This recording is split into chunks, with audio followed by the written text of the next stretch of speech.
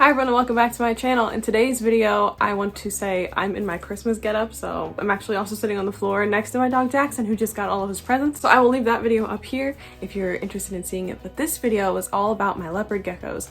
I have 33 leopard geckos, and I know that sounds like a lot to a lot of people, but it's literally the best thing in the world. And I'm going to tell you guys a little bit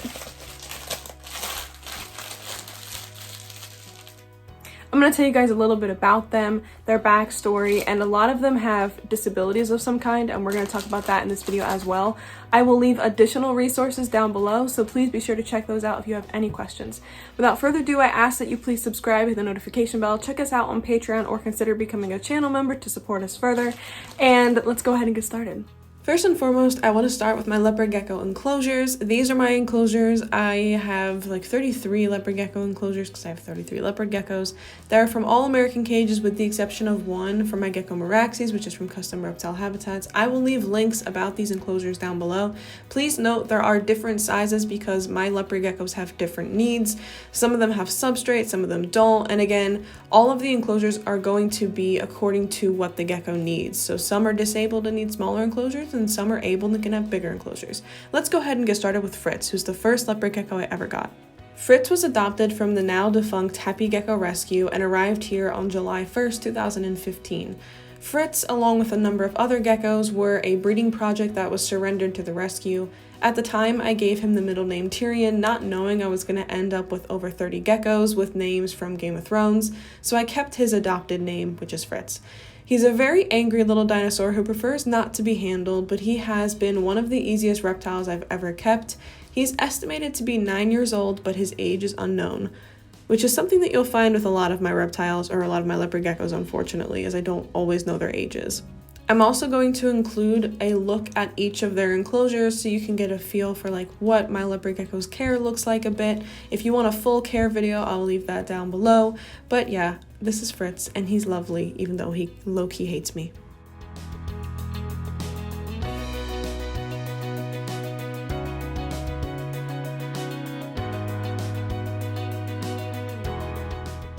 So next up is Renly. I'm actually going in order of when I got them. So Renly was a Craigslist rehome that I brought home in September of 2015. She was previously named Thunder and was thought to be a male, so that's why her middle name is Thunder.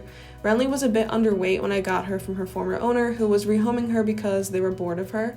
She was estimated to be between 6 and 7 years old at the time, which makes her about 13 years old now, which is making her my oldest leopard gecko as far as I know. Renly really helped develop my love for Leos because her personality and activity level are drastically different than Fritz's, and I really like to see that much of a difference between them. I also liked having a gecko that did not hate me like Fritz does. Renly absolutely loves to dig, she loves to climb, she's super active, and she has really oversized eyes, which kind of give her like a cartoon appearance. It's really cute, but actually it makes her like a pet-only quality because typically breeders won't want a gecko with big eyes. Next up is Aemie, who's also called Aemie and was formerly named Bino, which is short for albino, despite the fact that she's not an albino morph.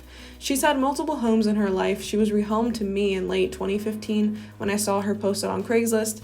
She was already in her second or third home at the time and was being rehomed because her previous owner had to move. Her former owner is one of the few who continued to text me about Aemie once the rehome had taken place. Aemie was thought to be a male, so I originally named her Aemon, which is like a male character's name, but you know, I call her Aemie because it's a little bit more cute. Her age is 9 years, and that's estimated like a lot of my geckos. Due to her having a couple prior homes, she could be older.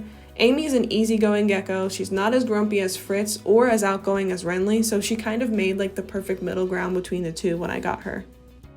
Brienne was found on Craigslist in May of 2016, along with the gecko Varys, who we'll get to in a minute. The individual was rehoming 3 geckos, and I only had space for 2, but I have felt guilty about not taking all 3 in ever since. Brienne was a little underweight and had a bit of stuck shed, but the state of their enclosures in the photos on Craigslist was what was most concerning, hence my regret for leaving the 3rd gecko behind. Their previous owner did not even tell me their names or their ages and never asked how they were doing, so I just kind of assume he was probably bored of them. Brienne is a larger-than-life gecko with a huge personality, huge eyes, huge hunger. She's absolutely wild. I love her so much. She's at least 6 to 7 years old.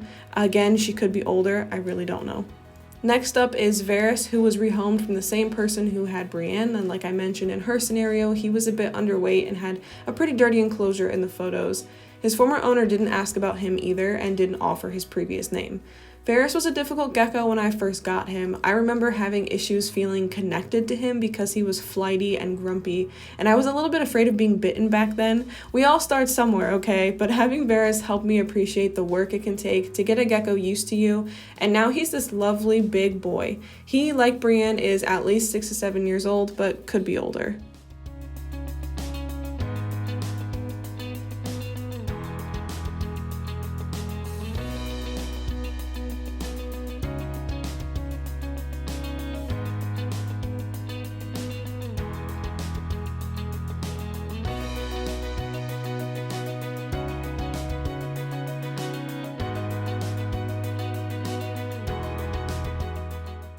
Here you can see he knocked over his calcium dish literally like an hour after I put it in, which is so annoying. But him and Brienne are both just absolutely wild geckos with such big energy and like big personalities, and they're also big geckos. Just really interesting to see they both came from the same place. Up next is Jorah Vash. So Jorah was previously named Vash by my ex, and I always wanted to call him Jorah, so that's what I'm gonna do now because he's like 100% my gecko. So he was previously named Vash, and he was purchased at a pet store in the early summer of 2016. Jorah was the first gecko I ever watched grow from a juvenile to an adult, which was super special and rewarding for me because all my geckos previously had been adults. He's always been a very easygoing gecko, never flighty, never tried to bite, not even as a baby. I'm happy to still have him, even though, he wasn't mine to begin with. I'm actually thrilled that he is mine now, and he is just shy of 6 years old.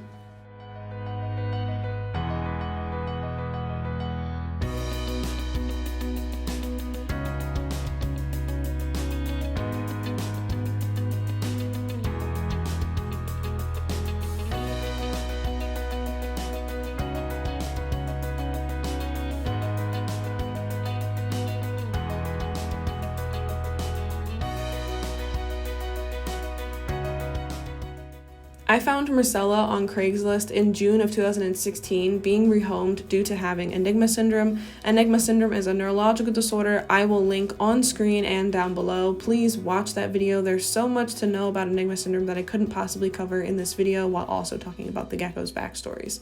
She was also being rehomed for no longer getting along with her female tank mates. In fact, she's missing one toe on her foot because it was bitten off, which is what I was told. Of all my Enigmas with Enigma syndrome, Myrcella's is the slightest, like the least noticeable and the least of a problem for her. She's a feisty wee thing and was previously named Nova, which is funny because I have a bearded dragon named Nova. She's estimated to be 7 years old. Funnily enough, the day I got her, we had just been at the beach and we're playing Pokemon Go in the parking lot. So whenever I think of like when I got her, I just remember it was like a really, really good day. I love summer, so that helps. And when I say Myrcella is a feisty wee thing, I mean she's literally tail trembling at me right now, and she also escaped her enclosure once and chased down my sister like an actual dinosaur. She just got a lot of feelings, got a lot of aggression. Up next is Merlin, who's one of my few geckos that does not have a Game of Thrones name, so he has a Game of Thrones middle name. Merlin took a while to be rehomed to me. He was posted on Facebook as needing a pet-only home due to being an enigma with some issues. I haven't noticed a syndrome in him, but he does have skeletal defects, which I think are due to him being a super snow. Not that there's anything wrong with the morph itself, but some lions are inbred and can have physical issues. I'll leave a video about that down below. He was also an extremely picky eater for a long time. I could only get him to eat mealworms for the longest time, but now he eats all kinds of things, so I'm very grateful for that. The person who previously had Merlin really cared for him and took a few months to decide to even let him go, so I'm really grateful to have him. Merlin is energetic and curious. He will launch himself toward adventure. He is such a quirky and active gecko. It's very entertaining to interact with him and to watch him. For those who might not be super familiar with what leopard geckos should look like, Merlin's skeletal issues are in his face and his shoulders and his spine. His shoulders and his spine stick out a lot, as you can see actually in this clip. He also has pointed ears that stick out, and his head is really flat and arrow-shaped. So he's definitely not what a gecko is supposed to look like, but of course we love him anyway.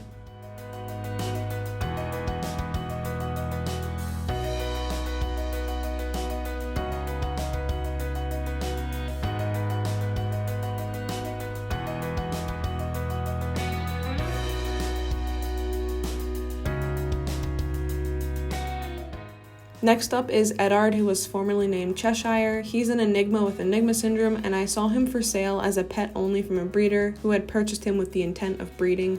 I took interest in Eddard but decided against it because I wasn't comfortable paying for him. Most, if not all, of my disabled or special needs reptiles that have like an issue because of their morph, like an enigma, they come to me for free or just the price of shipping.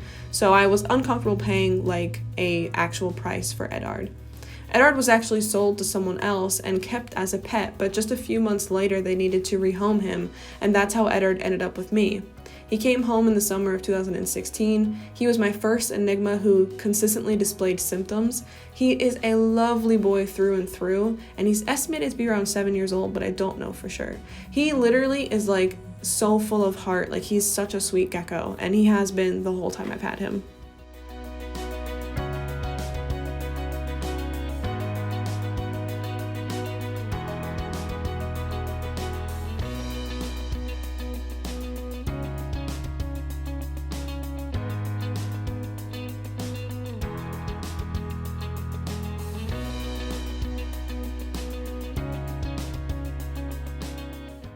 Next up is Gilly. Her name previously was Periwinkle. Gilly, along with her sister Sam, who's previously Tinkerbell, but you'll see her in a minute, were rehomed to me from someone who had rescued them as two sisters with pretty severe enigma syndrome. I use this term loosely when I look back at the photos when they first arrived at the rescue to when I received them because it was such a night and day difference in a negative way. Upon their arrival, both girls seemed to be of decent weight and had no stuck shed, but after a few months they were rehomed to me. They arrived underweight and with stuck shed, and Gilly was in far worse shape. I assume she must have had a tough ovulation season or something because her colors were gone, her weight was gone. She just looked really awful.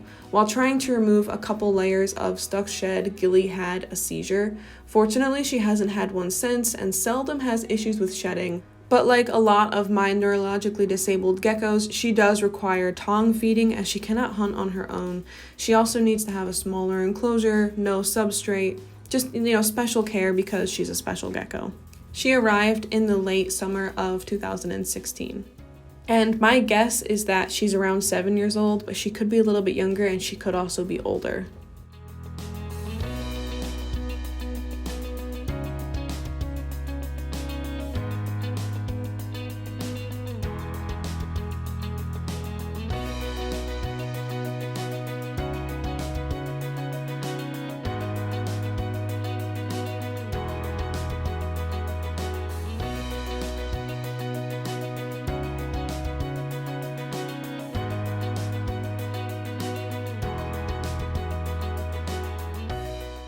And this is her sister Sam, who was formerly named Tinkerbell. She arrived with Gilly, obviously, they're sisters. Sam was in better shape than Gilly, but her syndrome overall was worse and continues to be slightly worse than Gilly's, although, at this point, they're both, pretty severe.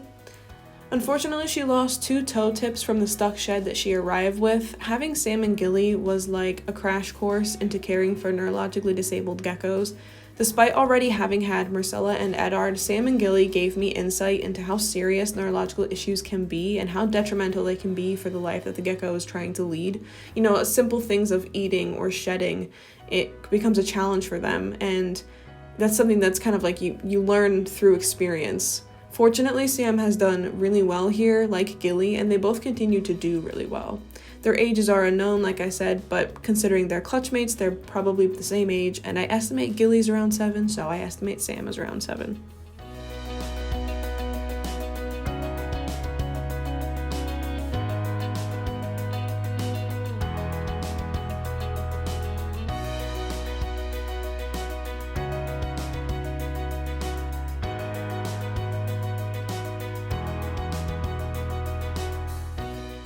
Tywin is probably the only regret I have. Not that I regret getting him because I love him, but I regret the circumstances in which I got him. I purchased Tywin for $30 at an expo in 2016. He was marked down because it was the last day of the expo, and the person selling him could not tell me his age, or his morph, or his temperament. All I knew was this massive gecko was crammed in a little cup he couldn't move in for days, and each time I looked at him, I felt bad for him. In fact, when I purchased him, another breeder at the expo saw his little cup in my hands and offered to give me a bigger one, which we immediately moved Tywin into, and I was very grateful for that. Don't repeat my mistake though. Just because you feel bad for an animal doesn't mean you should monetarily support unethical people or businesses, even if it's a small amount of money and you think it won't make a difference.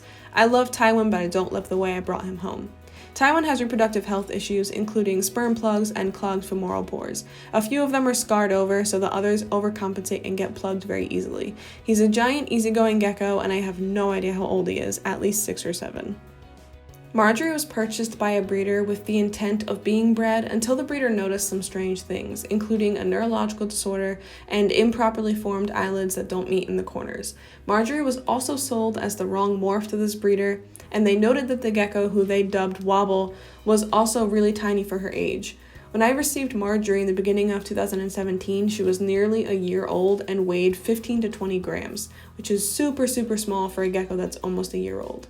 Fortunately, I managed to get her weight into the high 30s, low 40s in terms of grams, but she is certainly stunted. I lovingly call Margaery my baby dinosaur or my little velociraptor because that's what she looks like to me. She's a great eater with lots of energy and enjoys climbing even if she does tend to wobble over. Her neurological issues present like white and yellow syndrome, which we'll talk about later, but not knowing her genetics, I can't say either way. All I know is she has neuro issues. She is 5 years old.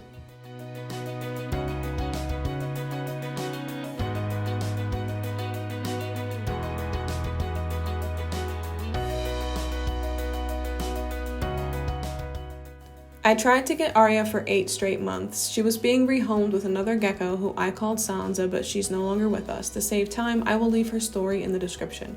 Both geckos were listed on Craigslist every month or two, and I reached out regularly. The former owner said they wanted the cohab geckos to go to a child or a school teacher. In March of 2017, I was able to bring them home. Their conditions were drastically different than in the photos. Both geckos arrived with waxworm addiction or waxworm preference and were very overweight. They spent a long time off food. Arya developed infertile eggs and began laying them every 2 to 3 weeks. It depleted her fat storage and her calcium storage, which must have already been low because after just a couple clutches, she stopped using her back legs. She was prescribed a liquid calcium at the vet, and in just a week, she was back to using her legs. She started eating and she stopped laying eggs. This was my first experience with egg-laying geckos, which was kind of like a crash course, very exciting. Arya has been doing well ever since. She looks like a little alien and she likes to climb. My guess is she's at least like 6 or 7 years old. Benjen was being rehomed by the same person who had Merlin, and like Merlin, he is a super snow with some defects. Benjen has an extremely flat head and a pronounced underbite. He's also more susceptible to respiratory issues and also has some kidney issues that I'm not entirely sure the cause of, but he arrived with them, and when I took him out of his deli cup, he actually peed like a long stream on me. It's definitely not normal, but it's also not something that we understand the cause of, and since it doesn't impact him too often, I'm not super worried about it. I'll talk more about that when we get to Aegon because he also has that issue. Benjen is a comical gecko. He is literally hilarious. He's a major goofball with a lot of energy, and he's estimated to be around 6 years old, but he could be older.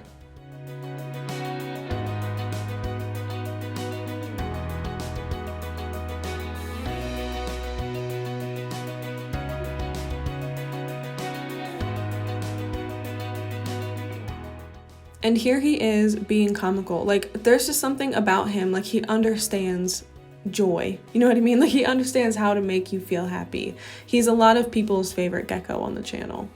This is Tormund. Tormund was born in 2016 at a hobbyist breeder who was a friend of mine, but they're no longer in the community and haven't been for some time. Tormund's clutchmate and the other eggs that came from the pairing all failed. Could be incompatible genetics or an incubation issue, but either way, Tormund hatched out looking very swollen and weird. Fortunately, as the days went on, she looked less bulbous and was doing okay, so Tormund has a bit of an egg-shaped head still, and one of her eyes is smaller than the other. In addition, she has neurological issues. The breeder reached out to me knowing that I keep special Leos, and I was happy to take her on. Originally, Tormund was temperature sexed male, hence her name. So temperature sex means that if the egg is incubated at a certain temperature, it is likely to come out male or female. And she was temperature sex male, but she's actually a girl. So we lovingly call her Tormy because, you know, Tormund is a very masculine name and she's a little lady. But anyways, Tormund is a lovely gecko, one of the sweetest in the family. Like, she's kind of reminds me of Eddard in the fact that she just has such a big heart and she's so lovely. She is 5 years old and probably just like the cutest little thing to ever exist.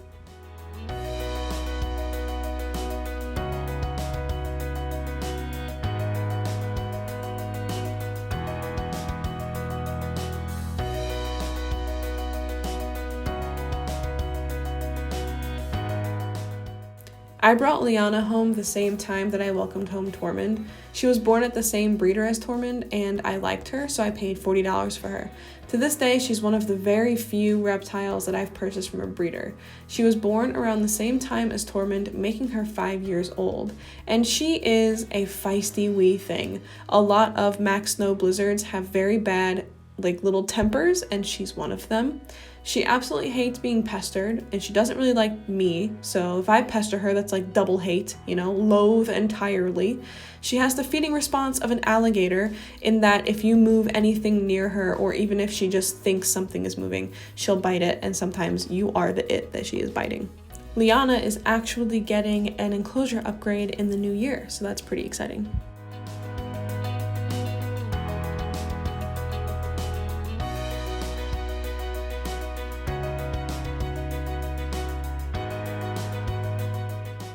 I found Melisandre for rehoming through Facebook. I left a comment on a breeder's post saying that I take in enigmas with enigma syndrome, and Mel's former owner reached out wondering if I could take her in. Mel had moderate enigma syndrome when she arrived, much like Eddard, but she experienced egg binding in 2019 and it made her syndrome worse. In 2020, she laid a normal clutch, but in 2021, she experienced egg binding again. The vet and I believe it's just a matter of her being an enigma, and to help her, we offer more calcium during ovulation season. Melisandre is now one of the most afflicted enigmas in the house, which is just an indication that if a gecko experiences stress or ovulation or anything like that, that their enigma syndrome can get worse. She is very food motivated and does not like being fussed over. And I don't really handle her much because it would stress her out greatly. So, it's okay that she doesn't like being fussed over. It's fine. She's estimated to be around 6 years old, maybe older. I don't know her age for sure. And seeing that she has such a severe neurological issue, she has a relatively small and simplistic enclosure. This light that's on in her enclosure is only on while I'm recording the footage because as an enigma and as an albino, she's super sensitive to light. Jojen was my first gecko with white and yellow syndrome. I was welcoming home another gecko from a breeder, a girl named Shireen with enigma syndrome who was retiring from breeding. Shireen has passed on, and I will leave information about that down below. But the breeder asked if I wanted to take on a baby white and yellow with white and yellow syndrome as well, and I said yes. White and yellow syndrome is a neurological disorder. It is quite different from enigma syndrome, and I have a whole video about white and yellow syndrome. I will leave it down below. Please watch that and, listen to it comprehensively, okay? It's really important to understand what it is before you ask any questions. Jojen was a super reactive baby, being that he had white and yellow syndrome, and he's calmed down quite a bit with age, but he still can get overwhelmed and have big movements. So a lot of times he just kind of hides in the shadows, as you can see him doing in this video. He's a very big boy, he's very food motivated, and he's 4 years old. Meera was born with underdeveloped eyelids, likely due to an incubation fluctuation or poor genetics. Her sister, who was rehomed with a friend, was born with one deformed leg. I agreed to take Meera in shortly after she was born in late summer 2017, but I did not meet her till early spring 2018 because she took a long time to hit 15 grams, suspiciously long. I wonder if she just wasn't being fed enough because when she was sent to me at 14 grams, she grew very quickly with me. Unfortunately, she is stunted like my gecko Margaery. She's super small. This is as big as she will ever get. Meera is flighty. She likes to be left to herself, but she's so stinking cute. She is 4 years old. She's got a bit of extra skin as well, so if you're seeing a seam of skin along her neck or her side, that's why. I also want to address Meera's armpit bubbles. I know what armpit bubbles are and what they're caused by, either too much calcium or too much fat. A lot of people have different opinions about both. Regardless, it's not something that all my other geckos have. Meera has had extra skin there since she was a baby and has always pretty much had the armpit bubbles. It's not really a matter of too much calcium or fat on her as it is just kind of part of her disability. You'll notice that a gecko I have later on named Tyrion also has a lot of extra skin there, and his kind of balloon out like that as well. And they have for as long as I've had him. Again, I don't want there to be any confusion. If you see your gecko having armpit bubbles and they didn't have them before, it's an indicator that they're having too much calcium or that they are being overfed. This is Ygritte. Ygritte was born in 2018 at a breeder who was someone I knew through a friend of mine. Ygritte was born in the same month as Tormund, 1 year later, and she had been born with one eye smaller than the other and a tiny underbite. I felt like because she was so similar to Tormund, it was fate and I had to have her. So I paid a pet-only rehoming fee and brought her home. This little gecko decided to lay 5 clutches of eggs before she ever turned a year old and has given me infertile eggs every year since. She's a tough little lady that's extremely food motivated. I recently upgraded her to a 24 by 18 by 18 enclosure so she could have some climbing space. This is actually my gecko Meraxes' old enclosure, and I really like it, so I wanted to reuse it, and I will be upgrading a few of my geckos to enclosures like this next year. Geckos who are able to use this space. She is 3 years old, so she's actually one of my younger geckos.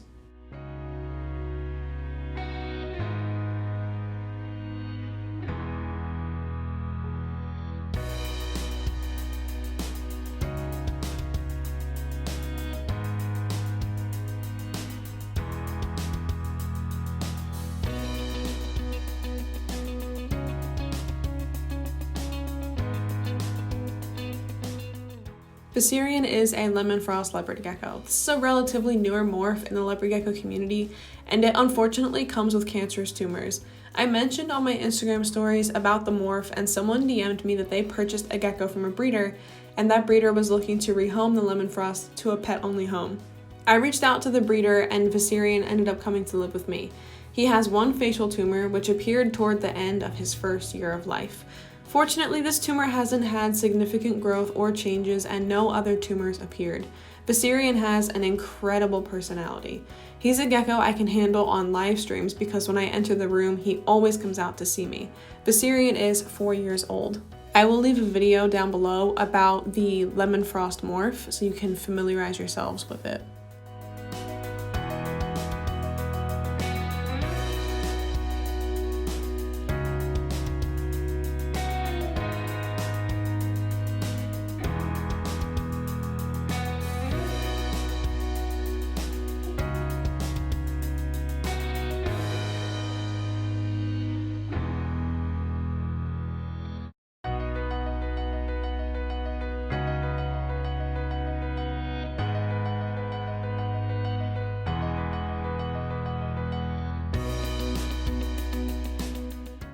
Roz is the last enigma who came to call this place home. I'm not sure if that's because there are less enigmas in circulation or if it's because I have become the enigma boogeyman, so to speak. Like, breeders might not want to send me their enigmas because it'll make enigmas look bad or something, I don't know. But I haven't been asked to take in any enigma for a while. I hope it's because there are less being bred now, because it's an unethical thing to do to an animal to create them, you know, knowing they're going to have neurological issues. But I was asked to take in Roz because she has Enigma syndrome. Roz is a white and yellow Enigma, so she has the white and yellow morph and the Enigma morph, and those geckos tend to be a bit wonky. She doesn't hold weight super well, and she is missing a few toes due to stuck shed from the home that she was with prior, which was a breeder.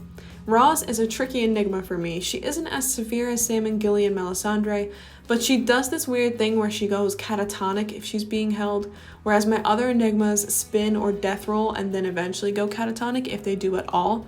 That said, I don't hold my enigmas often anyway, but Roz especially is not a gecko I try to hold often. Roz is another one of my geckos who lays eggs, and I wish that she wouldn't. Fortunately, it hasn't made her syndrome worse, which is honestly a surprise to me.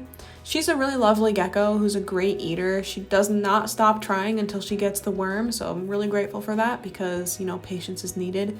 But yeah, she's just a really great gecko. Clearly she has a syndrome, which you will see here in the clip, but, you know, like a lot of my enigmas, she just keeps on trying, and I really appreciate that about her. Roz was surrendered to me in the end of 2018 by her breeder, and she is 4 years old.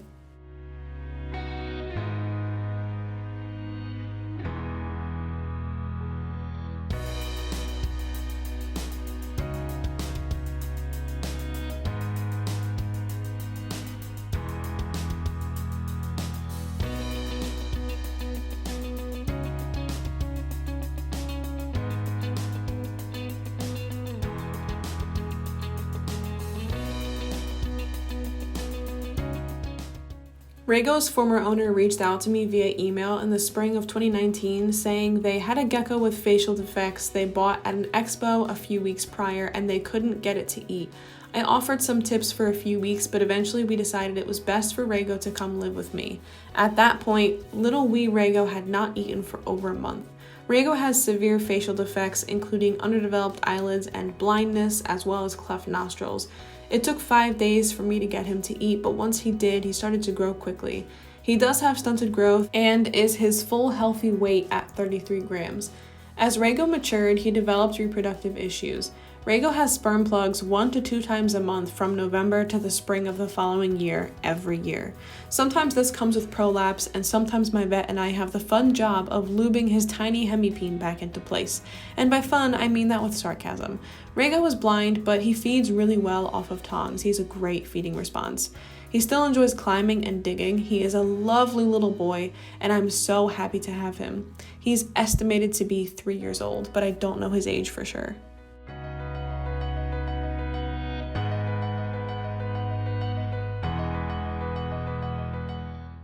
Elia was rescued with severe malnourishment and metabolic bone disease by the Spotted Beta on Instagram. That's an account I'll leave linked down below. A few months into her recovery, which I had been watching through this person's Instagram, it was time for her to find a permanent home, and I was thrilled to offer it to her, and she came home in the beginning of summer in 2018. She was shipped here, like many of my other geckos and some of my other reptiles or amphibians in general. But she dropped her tail in shipping, and that's literally the only time that's ever happened to me, and it was actually kind of like traumatic because I opened it and saw blood and I was like, oh no, there must be something wrong with her. And fortunately she was okay other than her tail, but she just must have had a really hard time shipping. She regrew her tail and has been doing well here ever since. Elia is an incredibly tough little lady. I mean, imagine what she's been through to look like this, you know what I mean, to have come through all of that. So she's an incredibly tough gecko. She likes to hunt on her own and is very enticed by wiggling insects. Her age is estimated to be at least 4 to 5 years old, although I don't know considering her rescue background.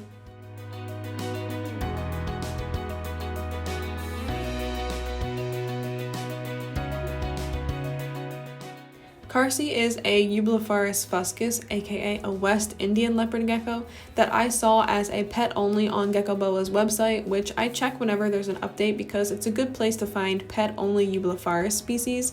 Karsi is pet only due to having a spinal defect toward the base of her tail. She's a tricky little lady. The food has to be moving a very particular way in order for her to want to eat it. And sometimes the food can be moving the right way, but it's the wrong insect, so I have to go run and find something else. Sometimes she wants to free hunt, and sometimes she wants food from a bowl, and sometimes she wants food from a tongs. She's just a really picky lady. She's also pretty jumpy, but she is just so rad. She's getting an enclosure upgrade next year, and I'm really looking forward to it. I welcomed her home in the fall of 2019, and she is 3 years old.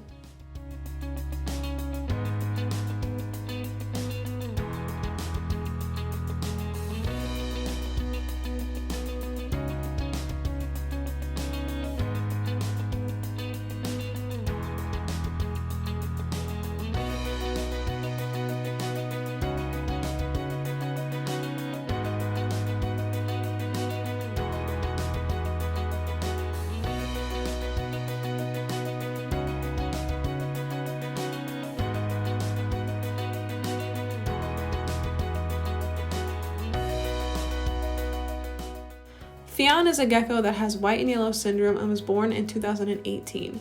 The breeder who produced him sought out a pet-only home for him due to his neurological issues, and a few months after he was born, he came home to live here with me. Though Theon does not present as a white and yellow in his appearance, his sibling does, and the syndrome is not directly attached to what causes the traits of the morph. So please watch the video that I have linked down below on white and yellow syndrome for clarification. It's not like Enigma syndrome where the gecko has to be phenotypically an Enigma in order to have Enigma syndrome. It's not the same. Theon is a lovely, lovely boy. He is very food motivated. He definitely has more of a syndrome display than Jojen, for example, but he's just a lovely, lovely boy, and he's 3 years old.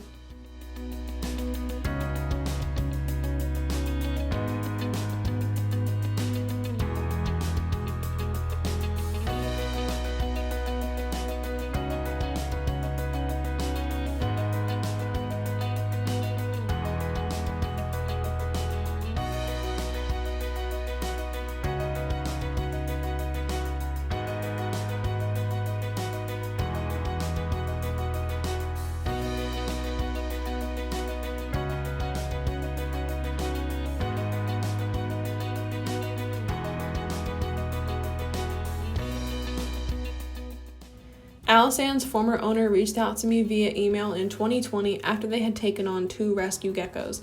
Alice was one of them, formerly called Tula, and Bean was the other. Alice had stuck shed and a burn mark on her back, while Bean was extremely malnourished with metabolic bone disease and stuck shed on his face and feet. I worked with the individual who took them on, but at the vet, the decision was made to let Bean go. Tula was then sent to me, free of stuck shed and with a freshly healed scar on her back. She is missing the majority of her toe tips on the front, but she is still very active and loves to climb, so she's one of the geckos that'll be getting an upgrade in the new year. She also decided to lay eggs her first ovulation season with me. Very fun, very nice of her. Fortunately, she recovered well and seems to be a gecko that can handle it. Alice's age is unknown, but is estimated to be at least 2 to 3 years, and she could be older.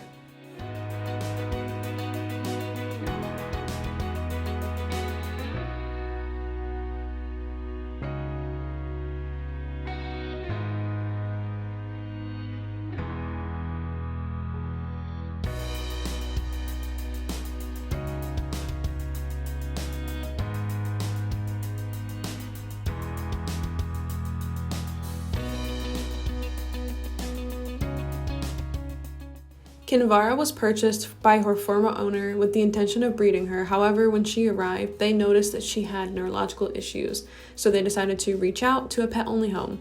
She's a white and yellow morph with neurological issues, so I feel confident saying she has white and yellow syndrome. Kinvara is a very overreactive gecko, and she has such a high food drive that she will latch onto anything. Sometimes she latches onto the tongs rather than the insect, or she'll latch onto the plant in her enclosure, or she'll latch onto me. She has been with me since July of 2020 and is around 3 to 4 years old. I really appreciate her over-the-top personality. She's very entertaining.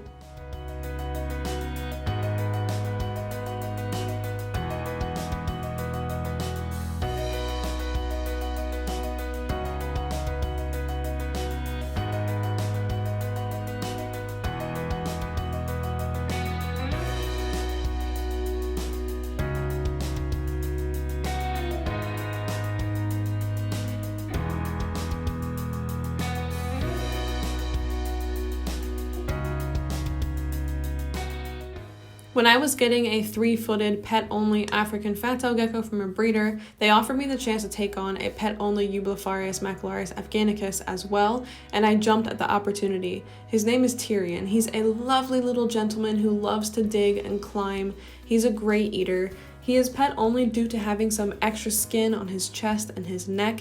His face is also a little short, and sometimes he can get like a little bit of growth in the corner of his eye. It's kind of like extra skin. A lot of my other geckos who have eye issues also have this, so it's kind of interesting, but it only happens from time to time, and it's nothing that I'm really concerned about.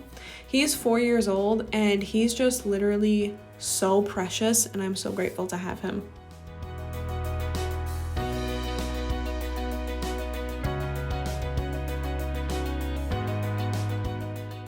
Like I mentioned earlier, when I was talking about Meera, he's one of my geckos that has extra skin on his chest and it kind of like balloons out. You can see it makes him look like he has those big armpits as well. But again, his care is not any different than any of the other geckos. They don't have like an overabundance of calcium or an overabundance of fatty foods, so it's not really something I'm concerned about.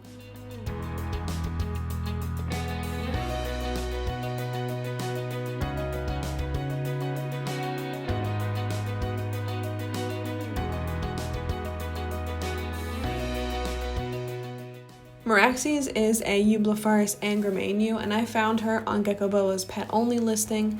Meraxes has a tail tip defect, and one of her eyes is a little bit smaller than the other, which made her pet-only and not breeder quality. Like in Karsi's case, I had to have her. Eublepharis angrameniu are bigger and have longer legs than Eublepharis macularis.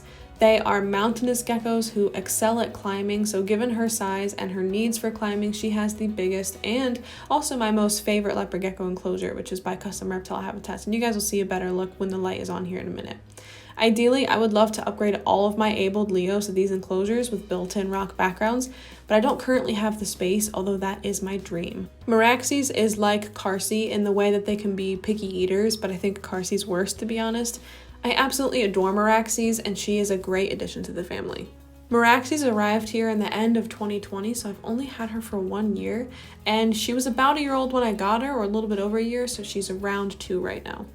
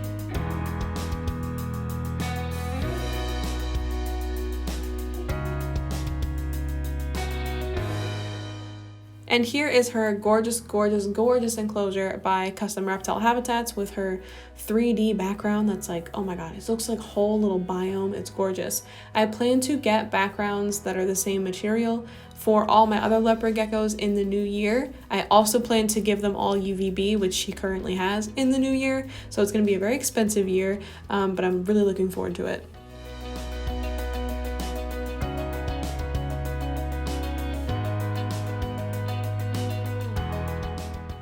I was contacted about Aegon in the end of 2020. He was a baby born with white and yellow syndrome, and the breeder noted him as a pet only and sent him to me. Aegon arrived in January of 2021 with a bit of abdominal bloating, which was hardly noticeable, but it increased within his first couple weeks here, so I took him to the vet. I could see straight through his abdomen when I held him through light, not upside down but sideways. Like if I put him in front of a window and held him on my hand, I could see straight through his bloating, so I assumed it was clear fluid and wondered if it was going to be an issue comparable to Benjen's. At the vet, he peed a long stream on them. They also extracted fluid from his abdomen and analyzed it. As suspected, it was mostly water, no visible proteins or cancer cells. I brought him home, and a couple weeks later he was bloated again, so I brought him back, and he released a stream of pee on the vet and lost 5 grams, which is a lot in a little gecko. At home, I helped him purge this liquid with a little bit of pressure, and he continued to grow. The issue went away. This is much like Benjen. He will only have this issue once in a while. It's not a consistent thing. I can't speak much to the cause because the vet was worried about running blood tests on a gecko so small. If the issue arises again, now that he's bigger, I imagine blood tests will be easier. So then I'll be able to learn more about it then, but I have to wait for the issue to come back. And also, I'd really rather wait till Aegon is as big as he's gonna get.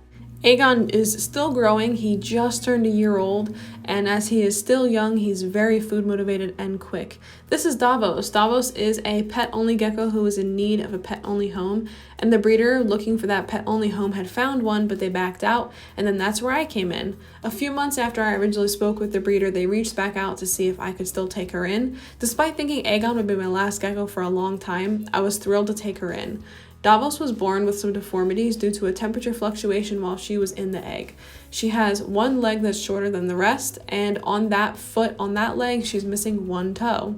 One of her eyes is much smaller than the other, and she has a bit of extra skin. Plus, she is tiny. I named her Davos for her missing finger and call her Davy lovingly. She is a little skittish still because she's new here, but she still hasn't been here super long, and that'll change with time. She's surprisingly good at climbing, which you can see her doing here, and she has a great appetite. She makes a great addition to the family, and she makes gecko number 33. And she's also not going to be the last gecko either, because I was recently asked to take in a friend's leopard gecko because they're going through some things, and so I agreed to take in their gecko at the beginning of next year. So yeah, we've got a lot. There's a lot of geckos here in this family, so that'll be gecko number 34, if and when that time comes. But I'll talk about that a bit more on my Patreon and for my channel members, so you guys can know where the gecko's coming from, what it looks like, my plans for keeping it, my plans for upgrades, that sort of thing. But yeah, this is Davos. She's my most recent leopard gecko, and she is 100% the last gecko of 2021.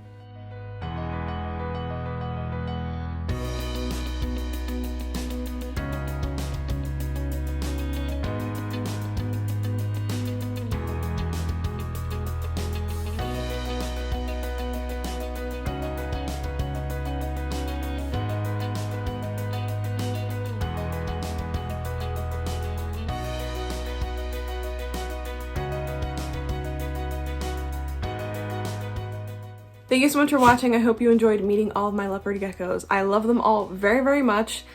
I'm sitting in front of them, some of them right now. Actually, Tormund, Arya, and Aemie. But I just love them to bits, and I hope that you do too. So thank you for watching. I appreciate you. Please like, subscribe, leave a comment, hit the notification bell, all the good stuff. And I hope that you guys have a fantastic end to your 2021. And here's the 2020. Oh, Jackson stepped on the tripod. Here, Jackson, you want to say end of the year goodbye to everybody? This is my dog, Jackson. Hi, honey. Oh, you're pulling off my leg. Okay, I can't have you kissing my face. I just did my makeup. Oh, you're so cute. Oh, that's a good thumbnail for the other video. Hi, Jackson opening his presents because he's so cute. Okay, sorry. Okay, thank you for watching. I will see you guys in 2022, and hopefully it is a fantastic year after the last couple of years we've had, you know, haven't been so fantastic. I'm going into 2022 with positive vibes for myself and for you. So I thank you for watching, and I'll see you guys in the next one. Bye.